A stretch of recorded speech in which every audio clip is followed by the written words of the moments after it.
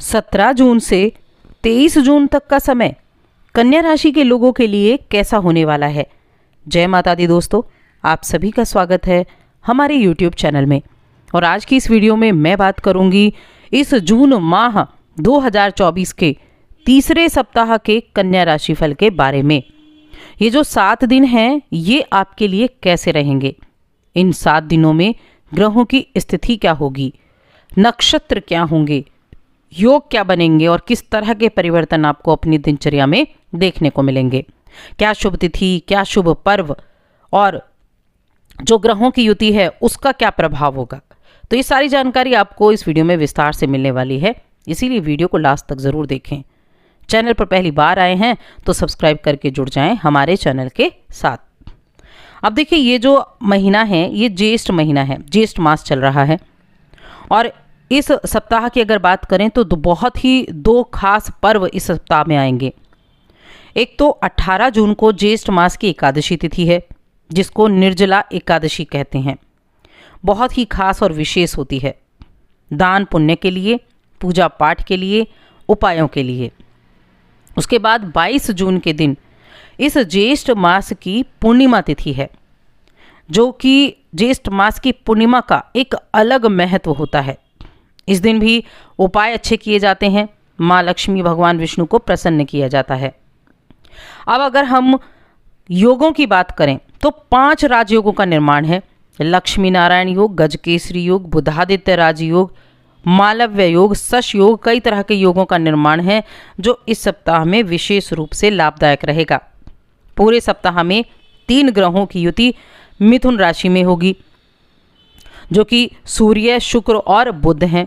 मंगल अपनी राशि में है, शनि अपनी राशि में है और गुरु बृहस्पति वृषभ राशि में है। तो कुछ इस तरह से ये जो ग्रहों की स्थिति है ये रहेगी। और इस ग्रहों की जो स्थिति है, इनका जो रिजल्ट है, इनका जो प्रभाव है वो कैसा देखने को मिलेगा, चलिए जानते हैं। अब देखिए, कन्या राशि की बात कर रहे हैं।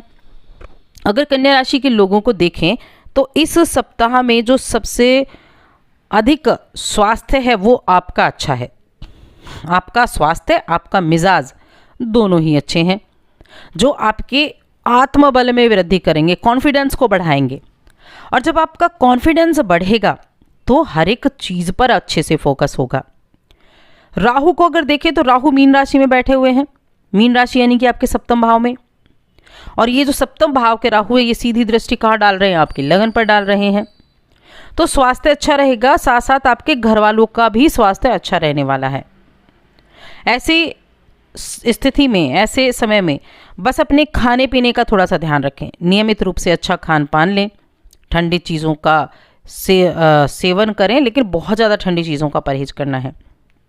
अब अगर आपके आर्थिक स्थिति की बात की जाए तो आर्थिक मुद्दों को लेकर अगर आपने पहले योजना बनाई थी तो हो सकता है कि आपको नई योजना बनानी पड़े, उस योजना पर आप काम ना कर पाएँ। और उधारी पर हो सकता है धन भी लेना पड़े किसी काम को पूरा करने के लिए। चाहे आपको कहीं इन्वेस्टमेंट कर रहे थे या कुछ खरीदारी कर रहे थे तो उसके लिए लेना पड़ सकता है, लेकिन उतना लें जितना आप चुका सकते हैं। ये सप्ताह आपके पारिवारिक जीवन में खुशी लेकर आएगा, सुकून लेकर आएगा, समृद्धि लेकर आएगा, जिसके कारण आपका मन प्रसन्न रहेगा। धार्मिक रूप से भी आप बहुत अधिक सक्रिय दिखाई दे रहे हैं। धार्मिक स्थल या फिर किसी रिश्तेदार के यहाँ आप अपने पूरे परिवार के साथ जा सकते हैं, जहाँ जाकर आपको खुशी मिलेगी और सप्ताह कहीं ना कहीं बेहद शानदार हो जाएगा। आपके 6ठे भाव में शनिदेव बैठे हैं। अब शनिदेव यहाँ बैठे हैं तो आपके कार्यक्षेत्र की बात करें तो देखिए, ये सप्ताह आप अपने काम पर फोकस करके रखें। हालांकि भाग्य आपका साथ दे रहा है, भाग्य पूरी तरह से साथ देगा, लेकिन फिर भी अपने काम पर फोकस आपको करके रखना होगा। और भाग्य का सपोर्ट ऐसा होगा कि जिस भी काम को आप अपने हाथ में लेंगे, जिस काम में हाथ डालेंगे, उसे पूरा करके रहेंगे और उसमें आपको सफलता भी मिलेगी। जब कोई मौका मिले इस सप्ताह में तो हर मौके को आपको पकड़ना है। किसी भी मौके को आपको हाथ से नहीं जाने देना है, फिसलने नहीं देना है, इसका भरपूर फ़ायदा उठाना है। करियर में उन्नति का रास्ता आपके लिए सुनिश्चित हो जाएगा, इसलिए ध्यान रखें। अब अगर हम शिक्षा की बात करें तो इस दौरान आईटी फील्ड से जो जुड़े हैं, इंजीनियरिंग की पढ़ाई कर रहे हैं, तो ऐसे छात्रों को कम मेहनत में अच्छे परिणाम हासिल हो सकते हैं। क्योंकि योग बन रहे हैं, इस दौरान आप जिस भी परीक्षा को देंगे, जिस भी परीक्षा में बैठेंगे, उसमें आपको अच्छे अंक प्राप्त होंगे। आप अपनी प्रतिभा का प्रदर्शन करने का आपको अवसर मिल जाएगा। यहाँ चीज़ें बहुत अच्छे तरीके से काम करेंगी और आपको अपने लिए यहाँ कुछ नए रास्ते बनते हुए दिखाई देंगे। और चंद्रमा आपके लिए आय में वृद्धि करने वाला साबित होगा इस सप्ताह में, जो लोगों का सहयोग भी दिलाएगा, भाग्य का साथ भी दिलाएगा, आपके कार्यों को समय पर पूरा कराएगा। जो योजनाएं बनाएंगे उसमें भी सफलता मिलेगी, नए कार्य भी प्राप्त होंगे। देखिए, जो मंगलवार का दिन आएगा उस दिन आपको धन की प्राप्ति ज़रूर होगी, क्योंकि उस दिन धन की आवक बहुत अच्छी बनी हुई है और संतान से सुख भी मिलेगा। उसके बाद जो बुधवार और गुरुवार का दिन आएगा, इन दिनों में आपको स्थायी संपत्ति से जुड़े मामलों में सफलता प्राप्त हो पाएगी। अगर आपका कोई कोर्ट केस चल रहा है, कोई न्यायालय विवाद है, वहाँ भी जीत मिलती हुई दिखाई दे रही है।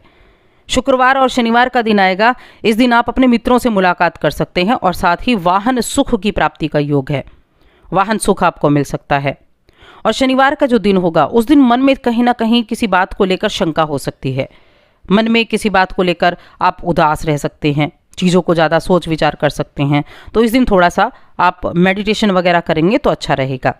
बाकी कारोबार में विस्तार होगा, नौकरी में तरक्की है, प्रेम में भी सफलता मिलती दिख रही है, आपके जीवन साथी का सहयोग मिलेगा। जो इस राशि के व्यापारी हैं उनको खूब लाभ मिलने वाला है। बिजनेस में निवेश करना चाहते हैं तब भी आपको अच्छा मुनाफा देखने को मिलेगा। आप जिन कामों से जुड़े हैं उन कामों में आपके काम की प्रशंसा भी हो सकती है। अब अगर आप किसी भी तरह का निवेश करना चाहते हैं, भविष्य में आप निवेश करने के बारे में सोच रहे हैं, तो अच्छा रहेगा। कोई इस राशि के जातक कोई नई कला सीख सकते हैं, नया कौशल सीखने का मौका आपको मिल सकता है, तो उस मौके का फ़ायदा उठाएं, हाथ से न जाने दें, क्योंकि वो आपके करियर के लिए आने वाले समय में लाभकारी साबित हो सकता है। तो कुल मिलाकर ये समय अच्छा है।